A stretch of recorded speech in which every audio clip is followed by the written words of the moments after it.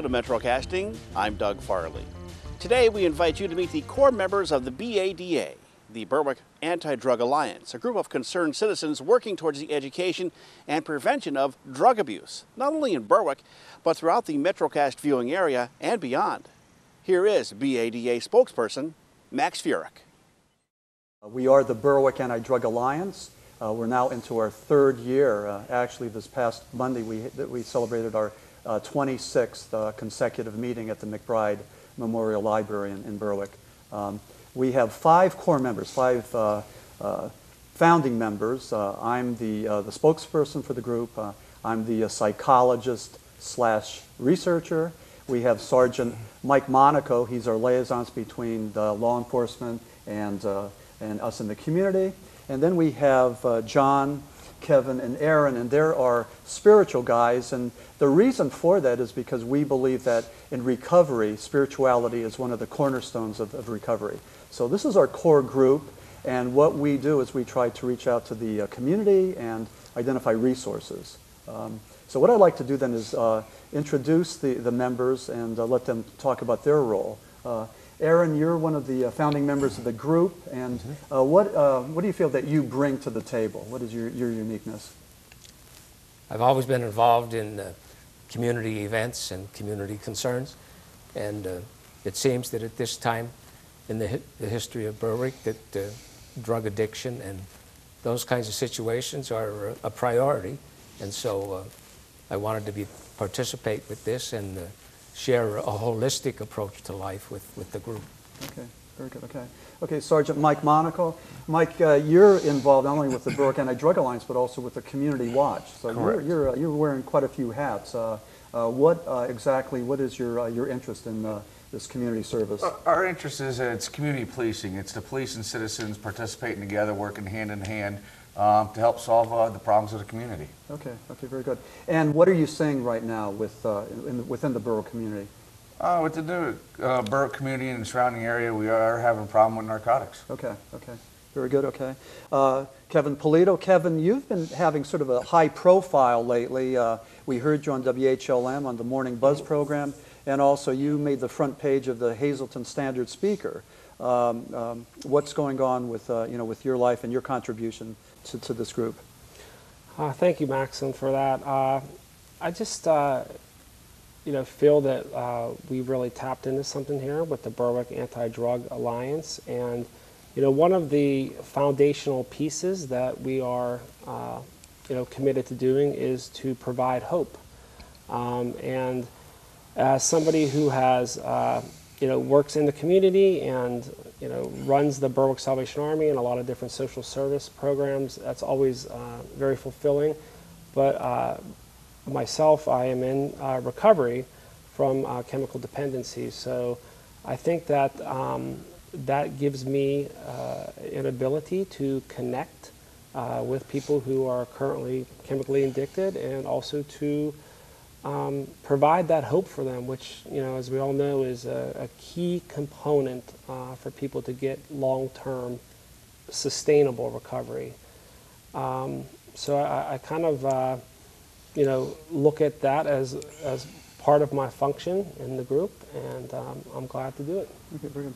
There seems to be something going on in the Berwick community as far as a lot of grassroots organizations sprouting up and organizing and having voice. What's your take on that? I mean, what exactly is going on? Well, I just think that the Berwick community is taking ownership of these problems. The time has come where we can no longer just outsource a problem like addiction to just the DEA or even the Berwick Police Department. As good as job as they do, I think they would even admit that any success that they're going to have is going to be a lot. It's going to have to do a lot with community involvement. I agree. So we want to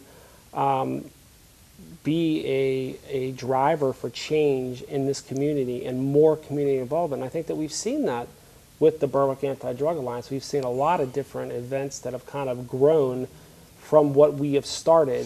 We saw Vicki Lowry put on for 2 years now a really great anti-heroin rally, and you know, we've seen a few other things that have come from it. We are you know, supporting John, Pastor John, and his efforts to bring transitional housing to our community, which once again, as we know, is another very key component for people to sustain recovery. So I think it's really a great thing that we're witnessing, and it's really cool to be a part of it all. Very good, okay. John, you've been involved with and concerned with the infrastructure in the community. What exactly are you doing, and why is that important to have a solid infrastructure in a community like Berwick? All right, thank you, Max. Pastor John Baumgartner. I pastor Heritage Baptist Church, and part of our church ministry and emphasis, passion, is to take the good news of Christ into our community, and that is of bringing hope to the hurting. And as doing that, we have to have a sustainable infrastructure to support the recovery models that are necessary to fight this war on addiction. And so as a church, we not only have a place for people to come and to worship and to fellowship, but we reach into our community through Reformers Unanimous, a faith-based addictions program, both in Columbia County Prison and also Luzerne County Prison. And as we've been doing that, we see recidivism, and we see the great need to reach even further. Why are they coming back again? And many times it's because when they're released, they go right back to the place they came from. And it's not a good place for recovery. And so one of the things we're trying to do as a church is to provide some limited transitional housing for those that are coming out of our prison here in Columbia County, in great cooperation with our drug court and Judge James and the alcohol court, and to provide the type of housing where they are monitored and supported so that they can then be educated and get jobs and to become useful within the society.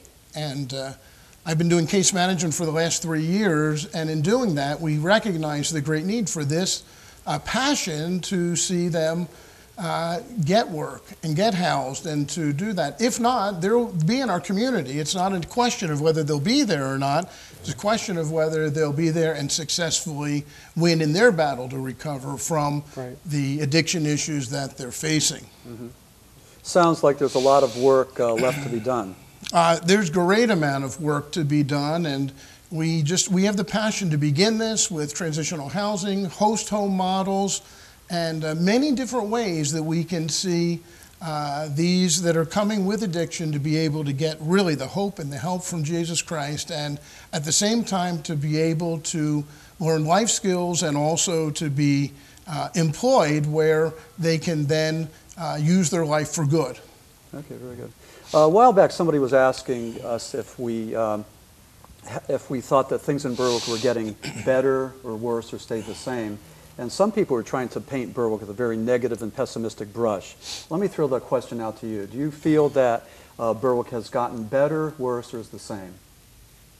Mike? I believe it's better. You got a lot of participation from the community. Like you said, to many of the grassroots programs, United Way, the different organizations, Community Watch Group, our group, how it's building. The people are proud of their town. They want to take back the town, and everybody's working together at it. Okay. Aaron, you agree? Yeah, because I noticed that people are, like at our meetings, we'll hear stories of people on the way to recovery.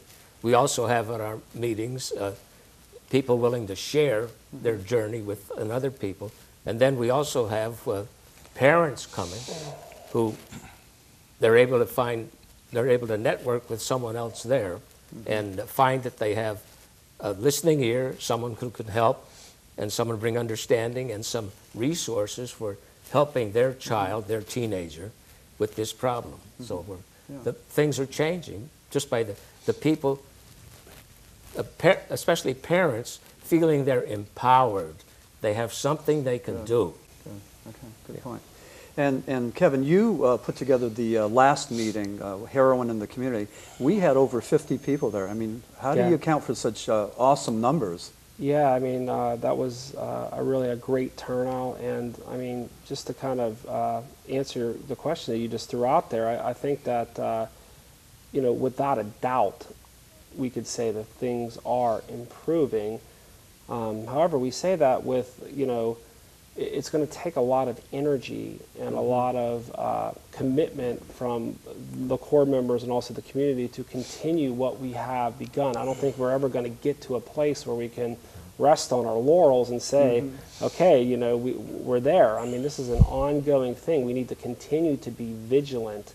And I think that one way that the evidence is overwhelming that this has been impactful is by the very fact that we have been in conversations with other communities who are looking to replicate what we have started here.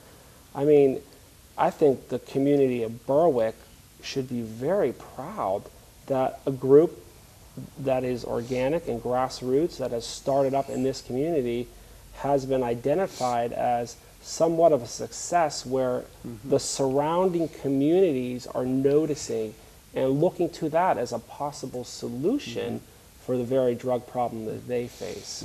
So to me, that speaks loudly for itself. John, you agree with that? Oh, absolutely.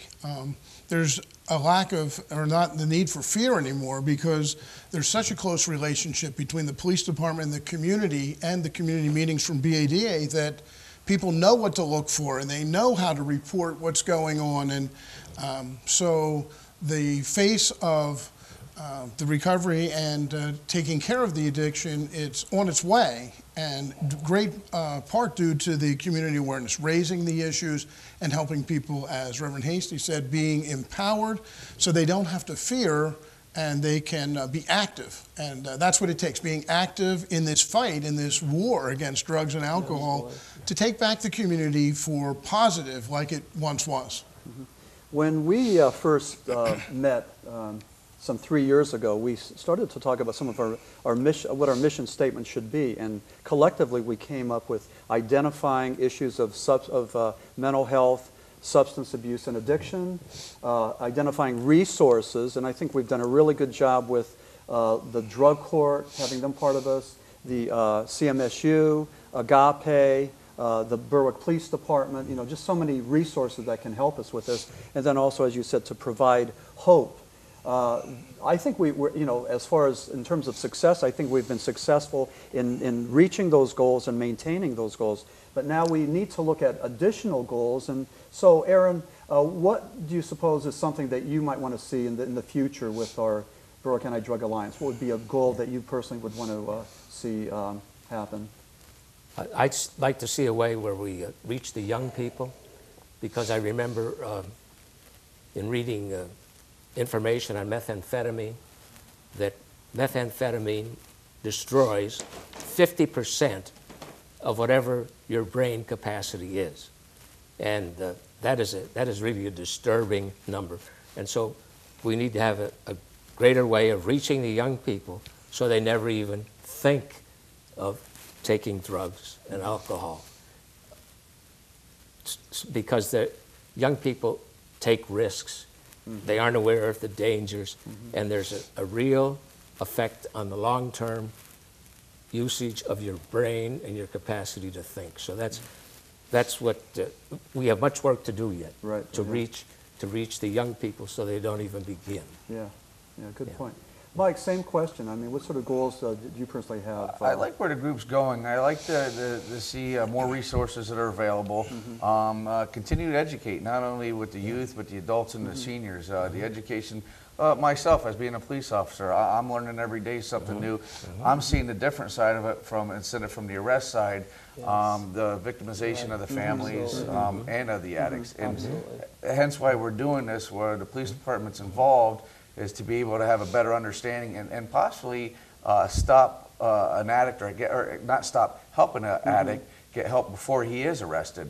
We're being proactive with the education, work with various groups, be it the Attorney General's office, the Columbia County Drug Task Force, but also the citizens of this community. And that's what our program with the community policing is based on, and it's working out. And again, the education and building the resources for people to get help, that's what I like to see more of. Very good, Okay, and Kevin, you talked about that community outreach. We've had a number of requests from communities like Bloomsburg and Hazleton to maybe transpose or model on their communities, but is that something that you personally would want to pursue? Or absolutely. I think that in whatever capacity that might be, going and actually having the Berwick Anti-Drug Alliance conduct a meeting there, or even training and helping people start the same template that we are kind of using in this community. I think there's a number of different ways that we can go about that. But just to piggyback on something that Sergeant Monaco just said, I think that he really hit on something key, which is going to be, what we really always need to continue to keep our focus on is that, if you go to one of our meetings, you will find a representative from the Berwick Police Department. You also will find somebody, an addict who maybe has a couple weeks clean. Mm-hmm. There will also be a mother who perhaps tragically has lost her child to addiction. And then you will also have people from the treatment community. That is the key to the success of the Berwick Anti-Drug Alliance, and that is what we need to keep going. If this turns into just a program for spiritual pastors to come together, or just the police thing, and then I think you're going to lose what is of value. What makes this unique and I think successful is the fact that you have cross sections of the community coming together that normally might not be all together, and I think that's what's really driving the success. Don't forget, you get just a common citizen coming in, getting educated on it and what to look for. And that, like you said, you hit the nail on the head. It's everybody coming and meshing together. That's what's making the program work. Right. Okay, and John, as far as future goals, what do you see? What would you like to see happening with the Berwick Anti-Drug Alliance? Well, I'd like to see us maintain the momentum and the passion that this group is bringing to our community. From it, a number of movements have been spun off, and that's an important thing. It has to grow from us. The group has to maintain focus, but we have to be an impetus for our community to rally and to become passionate and to step up to the plate and even to begin more things that take place. But that's got to come outside of the group. So that is such an important thing, that we would continue to fuel the fires, that we might be able to continue to see this infrastructure build in our community and continue to make an inroad into the war against the drugs and the alcohol. Yeah. And I agree. I'm glad you said that about the community. I think that I'm really proud of what we've done as a core group. But we struggle to maintain this. We struggle with the sustainability. It's very difficult for a volunteer group to go and do what we've done over a 3-year period. I think it's imperative that we reach out to the community and we invite them, we identify community leaders, to join our core group and expand the circle. We need their energies, we need their ideas, we need them. And I don't believe that we can really call ourselves successful until we're able to go and reach out and identify members in the community that can help us with this project. Absolutely. So again, if anything, I'd just like to say we're inviting concerned citizens to step forward. As Kevin always says, this is a community problem that begs for a community solution. We need people to take action. The time is now. It's not good enough to be a bystander. You can't buy your way out of it. It's not good enough to go and donate money to certain organizations. We need your energies, your help, your ideas. So please consider that. Contact any one of us and we can talk to you about maybe how we might be able to work together for the betterment of the Berwick community. To learn more about the Berwick Anti-Drug Alliance, like or check their Facebook page. You can also contact Max Furek directly at the number on your screen. It really is a great program that just keeps growing and is helping a lot of people. Keep watching MetroCast Channel 10 for the dates and times of future B.A.D.A. meetings. That'll do it for this episode of MetroCasting. We thank you so much for watching, and we will see you again after later.